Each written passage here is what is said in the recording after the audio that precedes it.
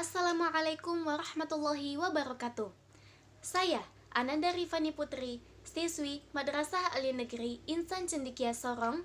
Di video kali ini akan membahas mengenai sintesis protein, pelajaran biologi kelas 12 di bawah pengajaran Bapak Sutarjo. Selamat menyaksikan. Materi sintesis protein terbagi menjadi beberapa subbab. Yang pertama, pengertian sintesis protein. Subbab kedua, tahapan-tahapan dalam sintesis protein. Subbab ketiga, penjelasan kode genetik. Dan yang terakhir, pengembangan diri. Selanjutnya kita masuk pada subbab yang pertama, pengertian sintesis protein. Apa itu pengertian sintesis protein? Sintesis protein adalah suatu proses yang kompleks. Di dalamnya terdapat penerjemahan kode-kode pada RNA menjadi polipeptida. Sintesis protein melibatkan DNA, RNA, ribosom, asam amino, dan enzim. Sintesis protein, yang kita sebut juga dengan biosintesis protein, adalah proses pembentukan partikel protein yang di dalamnya melibatkan sintesis RNA yang dipengaruhi oleh DNA. Selanjutnya kita masuk pada subbab kedua, yakni tahapan-tahapan dalam sintesis protein. Tahapan-tahapan sintesis protein terbagi menjadi dua. Yang pertama, transkripsi dan translasi.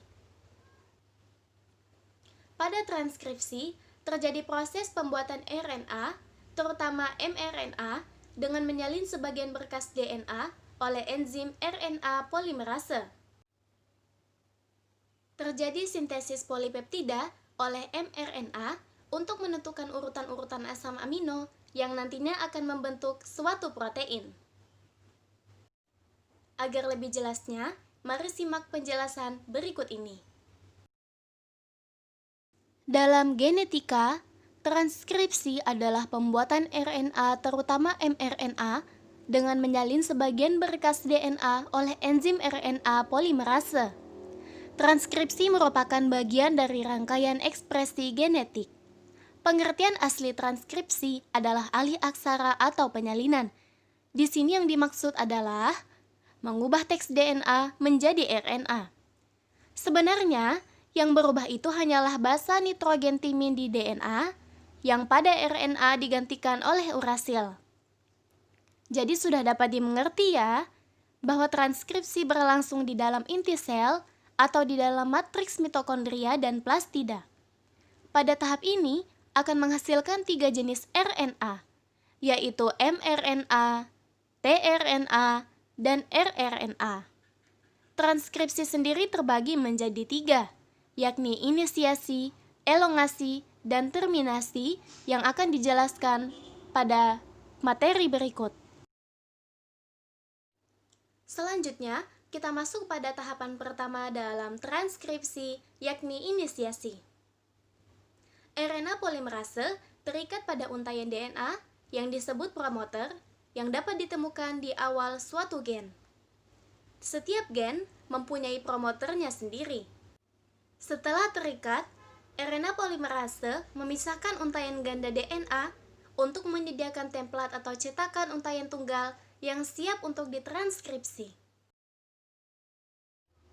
Selanjutnya, kita masuk pada tahapan kedua dari transkripsi, yakni elongasi. Satu untaian DNA, yakni untaian cetakan, yang berfungsi sebagai cetakan, nantinya akan digunakan oleh enzim RNA polimerase. Sambil membaca cetakan itu, RNA polimerase membentuk molekul RNA keluar dari nukleotida sambil membentuk sebuah rantai yang tumbuh dari arah 5 ke arah 3. RNA transkripsi membawa informasi yang sama dari untaian DNA non-template atau yang dinamakan coding. Agar lebih jelasnya, silahkan perhatikan gambar berikut. Selanjutnya, kita masuk pada tahapan akhir dari transkripsi, yakni terminasi. Pada tahapan ini, akan diberikan sinyal bahwa proses transkripsi RNA telah selesai. Selanjutnya, RNA polimerase melepaskan hasil transkripsi RNA seperti yang dapat dilihat pada gambar berikut.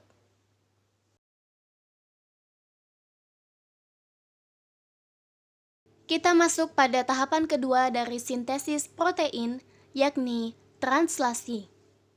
Translasi merupakan proses urutan nukleotida dalam mRNA yang diterjemahkan ke dalam urutan asam amino dari rantai polipeptida. Selama proses ini, sel membaca informasi pada mRNA dan menggunakannya untuk membuat sebuah protein. Ada setidaknya 20 macam jenis asam amino yang dibutuhkan untuk dapat membentuk protein yang berasal dari terjemahan kodon mRNA. Pada sebuah mRNA, instruksi untuk membuat polipeptida adalah RNA nukleotida, yakni adenin, urasil, sitosin, dan guanin yang dibaca dalam kelompok 3 nukleotida yang disebut kodon. Selanjutnya, beberapa dari asam amino tersebut akan menghasilkan rantai polipeptida yang spesifik dan nantinya akan membentuk protein yang spesifik pula. Sama dengan proses transkripsi, proses translasi sendiri terbagi juga menjadi 3 tahapan, yakni tahapan awal atau inisiasi, elongasi, dan terminasi. Kita masuk pada tahapan-tahapan dalam proses translasi. Tahapan pertama dari translasi adalah inisiasi.